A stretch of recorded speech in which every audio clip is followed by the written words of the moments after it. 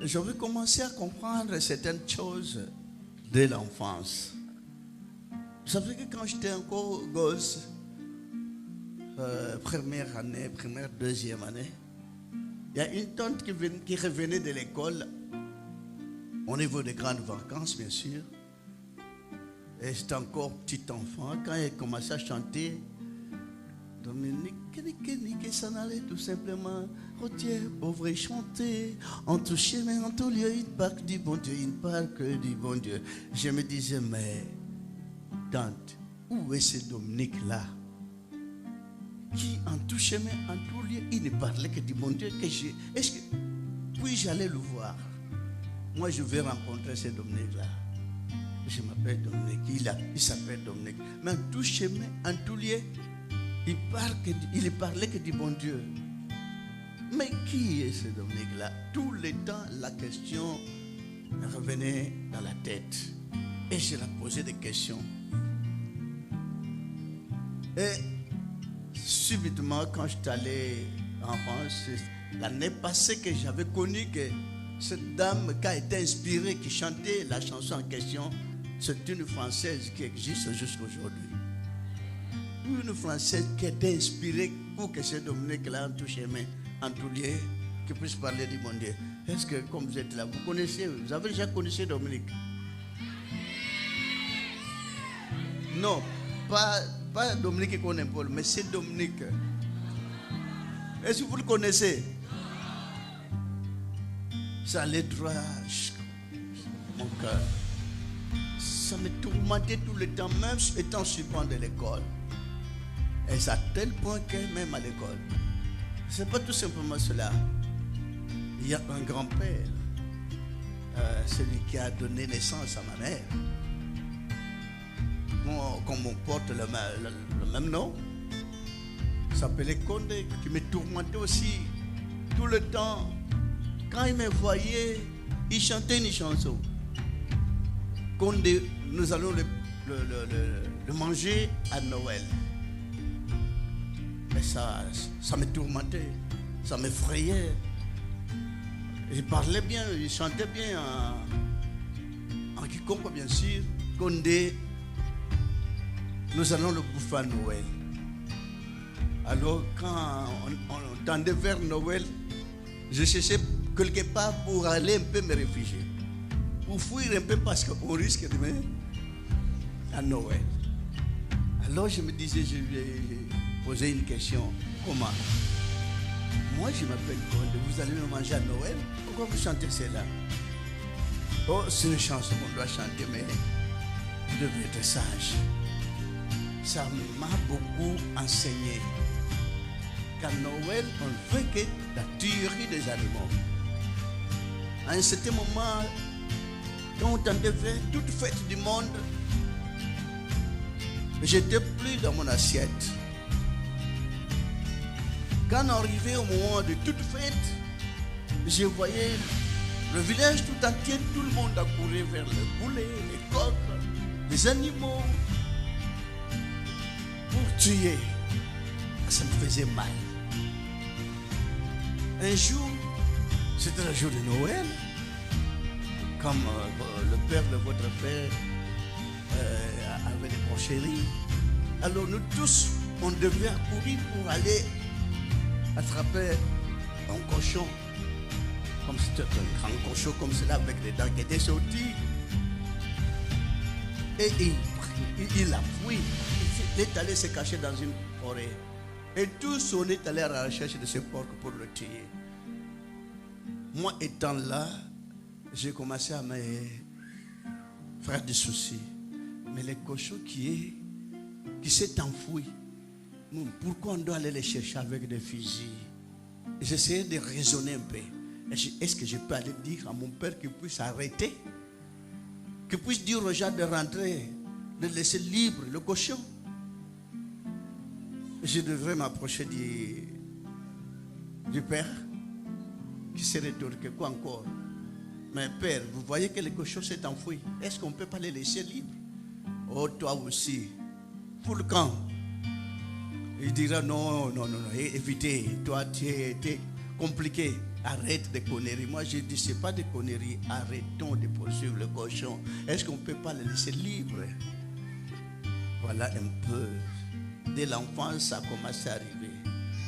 Je n'imaginais jamais qu'un jour, je pourrais devenir serviteur de Dieu. Mais à partir de ces chansons-là, ça m'orientait, ça me disait quelque chose. C'est à tel point, à un certain moment, étant à l'école, deuxième gond, il y avait à ce moment-là 2 gonds. Pour commencer 7h30, pour se reposer à midi, et pour reprendre l'école vers 14h. Mais moi, quand on me donnait quelque chose pour toute subsistance de l'école, 3e année primaire, j'ai commencé à m'acheter tout simplement. Je ne réservais pas de la bouffe. Moi, j'achetais que des évangiles. Quand j'ai terminé d'acheter mes 4 évangiles, pour moi, c'était une grande fête. 3e année primaire, 4e année primaire, je revenais avec mes évangiles. Mais quand vous essayez de lire les évangiles, à ce moment-là, c'est impossible. On dirait que ça donnait que des vertiges. Mais moi, c'était une fierté avec mes évangiles. À un certain moment, j'avais ramassé un bouquin. Là où on a écrit l'apparition de Marie devant Bernadette à Lourdes. Je m'étais dit, waouh, Bernadette allait dans une grotte, priant devant ce statut-là. Et le statut avait parlé. Alors est-ce que moi, pourrais-je ne pas le vivre ce genre d'expérience? Comme j'admirais mes évangiles, alors j'ai commencé à m'intéresser à mieux le chapelet. Je me disais donc, comme on est à la réfectoire, 4e année primaire, je prenais de la bouffe rapidement et je laissais tous mes collègues là à la réfectoire prendre mes chapelets directement à la grotte, dans la grotte, à une distance avec l'école. Quand j'entrais, je voulais vivre ce que Bernadette avait vécu à Lourdes. Je commençais à lire le chapelet, j'ai remis correctement le chapelet. Premier chapelet, comme peut-être le chapelet noir, ça va bouger. Je dis, peut-être le chapelet noir ne va pas bouger, j'achète le bleu. Le bleu, ça va bouger. Peut-être le chapelet vert, ça va bouger. J'ai terminé avec une chapelet blanche. Je me disais, peut-être quand je pourrais terminer avec mes chapelets, pourquoi ne pas peut-être dormir, étalé au pied du chapelet, peut-être en sommeil, en songe, il peut m'apparaître, il peut me parler, mais ça n'a pas marché. Alors, la dernière fois, je m'étais dit, là, vous avez parlé, mais ici, vous n'avez pas parlé. Qu'est-ce qui ne va pas? J'ai commencé à mettre en cause certaines choses. Là, dans notre école, on a construit une très grande église. Alors, comme on ne fermait pas les portes, chaque samedi, moi-même, j'entrais dans l'église. Quand j'étais dans cette église-là, je méditais tout le temps, même 2 heures du temps, seul. Après avoir médité, je me mettais à genoux devant toutes les statues que je voyais, statue de Marie, statue de Joseph. Je terminais par les statues du Christ et je sortais de l'église. C'était pour moi une fierté d'aller tout d'abord, tout le temps, méditer dans l'église seule. Une grande, une très grande, même 20 fois plus qu'ici. Et j'avais même pas peur d'y aller. Voilà un peu l'histoire. Mais je ne savais pas que je deviendrais serviteur de Dieu. Je n'ai pas compte de cela. Serviteur de Dieu, non. Je commençais à vivre déjà certaines réalités que dans les églises, il y a un peu de tromperie. Certaines églises, certains trucs comme qu'on a souvent écrit église, et je comprenais déjà qu'il y avait un ça ne va pas. Alors, j'ai pris l'option de ne plus à des fois fréquenter les églises. Et qu'est-ce que je disais tous les jours avant de dormir, devant mon lit, avant de me réveiller devant mon lit, je me mettais à genoux tous les jours. Qu'est-ce que je demandais? mon Dieu, si ton enfant, je cherche ta face. Et je veux connaître là où vous avez implanté votre vraie église pour que je puisse aller vous adorer. Oriente-moi pour que je puisse connaître la vraie voie et la vraie église. Afin qu'un jour, quand je mourrai, je puisse voir ta face et que vous puissiez aussi me voir. Et quand je suis encore en vie sur cette terre des hommes, que je puisse entendre ta voix et que vous puissiez aussi m'écouter. C'était ça ma seule prière. Je ne demandais pas de l'argent, je ne demandais pas de bien du monde, je ne demandais rien du tout. Et je ne demandais pas qu'il puisse me protéger vis-à-vis des sorciers, parce que je ne parviens pas à comprendre. Même de l'enfant, je ne parvenais même pas à comprendre que quelqu'un qui prie Dieu, comment il peut avoir la crainte, comment il peut avoir peur du diable et comment il peut avoir peur des sorciers. Mais je ne parvenais même pas à comprendre, parce que moi, depuis l'enfance, si vous venez devant moi avec des histoires, ouais, les sorciers, vous en sorcellerie, oh, il y a des féticheurs, moi je disais, laisse tomber. Non, il y a là-bas, ça n'existait pas, j'avais pas peur. Mais je n'arrivais pas à comprendre. Et pourquoi toutes ces églises que vous voyez, toutes ces histoires qu'on a écrites sur Mire Église, comment ils peuvent inculquer ce système d'apprendre aux gens qu'il y a des sorciers qui sont là, il y a le diable qui est fort? C'est ce qui m'a un peu troublé. Et c'est ce qui m'a un peu donné le révolte. Quand on fait les sorciers, comment on peut dire à quelqu'un de telle histoire? Attention, vos parents sont des sorciers. Mais comment ils m'ont mis au monde?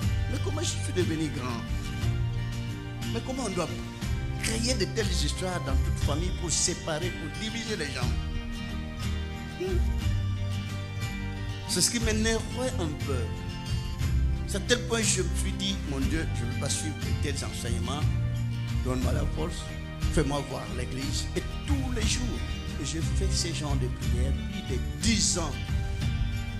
Comprenez un peu les choses, plus de 10 ans, pendant 10 ans, avant de dormir, avant de se réveiller, vous ne faites que cette prière de demander là où il y a sa véritable église qui puisse vous orienter. Je ne disais pas, je ne demandais pas à mes frères qui puissent me transformer en serviteur de Dieu. Je n'avais même pas cette intention-là. Servir Dieu pour moi, c'est tellement grave. Amen. Amen, frères et sœurs. Bon, comme j'aimais aussi mes collègues, mes compagnons, qui ne cessaient de m'emmener tantôt dans les églises. J'ai commencé par cette église-là, la grande, et puis j'ai fini par comprendre qu'il n'y a rien du tout. Et dans toutes les églises là où on m'a mené, commencez même par la grande là. Quand j'étais dans une église, je m'emmène quelque part. Moi, quand je me mettais sur le banc, je n'étais pas distrait. J'étais toujours concentré. Et quand je me mets directement, j'ai posé une question à mon Dieu. Mon Dieu, on m'amène ici. J'ai vu, on a écrit église telle. Vous y êtes ou pas? C'est votre église ou la leur? Et toute cérémonie que je suis en train de vivre là, comme ils sont devant, ça vous appartient ou ça appartient au pasteur? Fais-moi voir, parlez-moi un peu. Si vous y êtes, fais-moi voir là où vous êtes. Dans chaque église là où on m'a mené. Vous savez que apparemment tout le monde, quand ils sont dans une église, ils commencent tout d'abord par constater: ah, Jean a porté telle chemise, tel pantalon, Jean il est venu avec des histoires. Mais moi, je n'étais pas là. À un certain moment, j'étais emporté. Et cette vision en extase, cette vision-là, mes frères et sœurs, je ne sais pas si vous comprenez comme une vision en extase. Réellement, vous regardez, vous voyez, il y a vos yeux qui sont ouverts. Mais comme vous n'êtes plus là, vous vivez un film comme ça. Et là, cette vision que m'emporter et je voyais comme il n'y avait plus plafond, il n'y avait plus toiture. Et subitement, il y a le vide là. Un film que je voyais et une voix qui disait: là où vous êtes, je ne suis pas là. Je ne suis pas là. Et cette cérémonie que vous êtes en train de vivre ne m'appartient même pas. Ça leur appartient.